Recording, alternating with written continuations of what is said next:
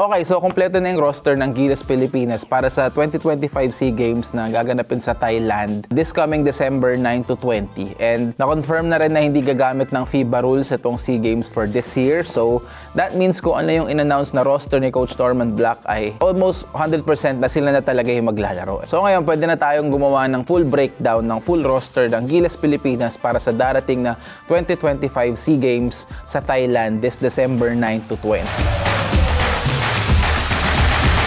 Okay, so for context lang, na-discuss na natin to dun sa isang video na ginawa ko. Coach Norman Black will be coaching the 2025 SEA Games Gilas squad na ipapadala nila sa Thailand this December. And Coach Norman Black has recently confirmed that the roster is now finally complete with the addition of Brandon Ganuelos-Rosser from the TNT Tropang 5G. Also, the eligibility rule for this SEA Games is now passport only. So yun nga, ibig sabihin, hindi sila mag-a-adapt ng FIBA rules or ng FIBA eligibility rule. Okay, so quick rundown lang natin yung depth at versatility ng roster na to ni Coach Norman Black. Siyempre, sa guards, nandyan sila Jason Brickman, si Remy Martin, who will finally make his Gilas Pilipinas debut.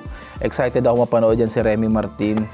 And then para sa ating mga wings and guards, siyempre nandyan yung mga veterans natin na si Matthew Wright and si Bobby Ray Parks. Nandyan din si Dave Ildefonso, who is having a really good year sa MPBL. And I think, sabi sa news, finally nakapag-sign na sa PBA at maglalaro para sa Converge after ng stint niya sa Abra. And andyan syempre si VJ Pre, si Terdy Ravena, Kimani Ladi, sa mga additions also na gusto kong mapanood or excited akong makita na magsuot ng Gilas Pilipinas jersey. I think is a 6'8" wing na lengthy, ganyan, very athletic. I think he will provide a lot of athleticism, energy, and scoring. Excited ako mapanood siya with the big boys. And para naman sa mga bigs and front court natin, andyan syempre si Ange Kwame, andyan si Mike Phillips, and si Brandon Rosser. Syempre, huwag natin kalimutan ng ating naturalized player na si Justin Brownlee.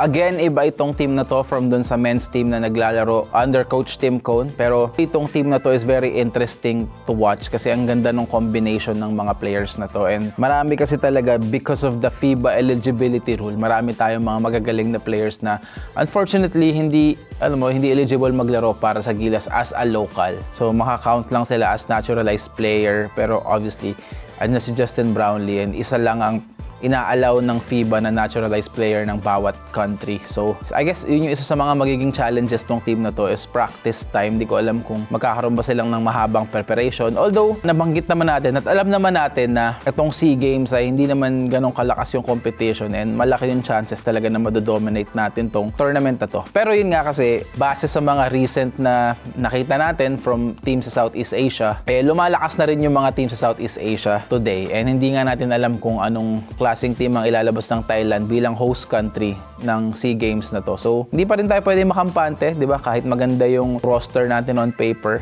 mixture of veterans and mga young guns na magdadala ng energy, merong athleticism, merong length. Sobrang ganda lang ng team na to. Ako personally excited ako mapanood itong team na to. Kung maalala nyo dun sa last video na ginawa ko about sa 2025 SEA Games, isa sa mga gusto kong maidagdag sa team na to ay si Brandon Rosser, which is nangyari. Masaya ako na kasama si Brandon Rosser sa team na to kasi actually gustong-gusto ko talaga yung playstyle ni Brandon Rosser. Isa siyang bruiser, banger siya at 6'7". Feeling ko talaga siya yung parang perfect power forward. Kung mga 6'9" lang talaga to si Rosser at eligible, ito yung parang perfect power forward na pwede nating ilaro sa senior men's team natin. And then syempre, yun nga, yung addition nila Kimani Ladi from Ateneo.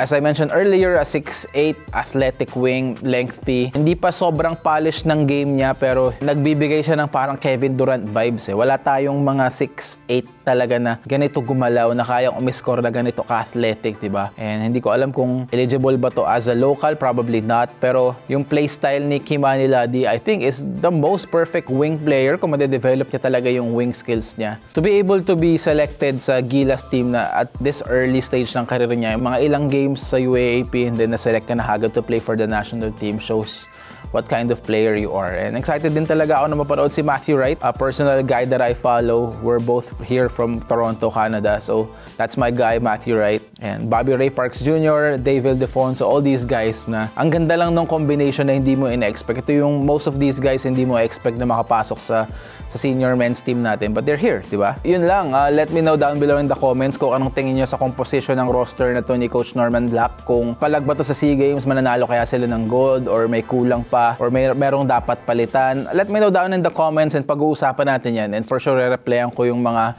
takes nyo. And yeah, I guess that's it for this video, guys. Kita-kits tayo next week.